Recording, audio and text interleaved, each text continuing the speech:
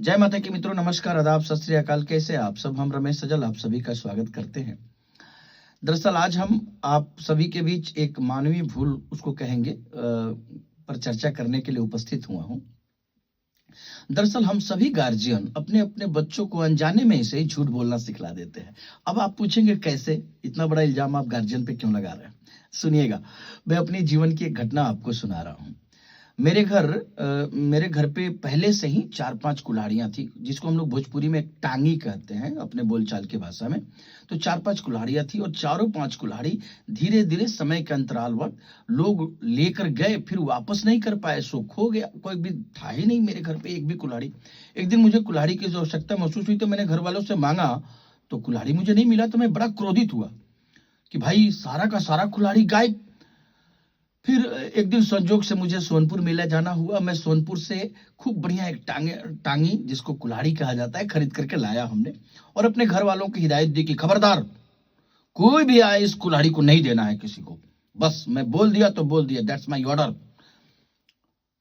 अब घर वाले बेचारे रख दिए। ईश्वर की कृपा हुई, दूसरे ही दिन मेरे गांव में एक मेरे चाचा लगेंगे, हालांकि मैं उनका असली नाम नहीं पुकारूंगा, मैं उन्हें गजेधर चाचा कह रहा हूँ। गजोदर चाचा दूसरे दिन हमारे घर पे आ गए और कहे कि सजल सजल कुल्हाड़ी दो यार, लकड़ी काटने हैं। हमने कहा चाचा प्रणाम, आइए स्वागत है।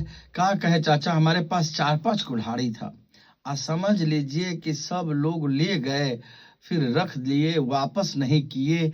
अभी मैं बहाना बनाने का बहाना खोज ही रहा था, तब तक हमारी बच्ची खिड़की से बोल रही, अरे पापा जी, कल ही तो आप एक कुल्हाड़ी खरीद कर लाए हैं सोनपुर के मेले से, दे दीजिए बाबा जी को। हमने कहा तुम ला के दे दे।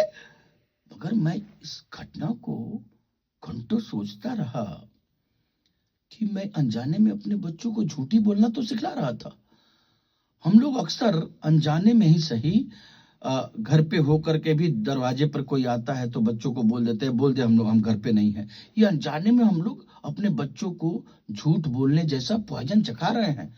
इस पर हम लोगों को ध्यान देना चाहिए कि हम घर में तो बहाना ना बना करके स्पष्टीकरण हो, साफ साफ बोल दिया जाए, किसी को दुख भी ना लगे, ऐसा माहौल तैयार करने चाहिए। और घर में ज्यादा से ज्यादा बच्चों को प्यार दें ताकि वो आपसे मित्रवत संबंध स्थापित कर सके।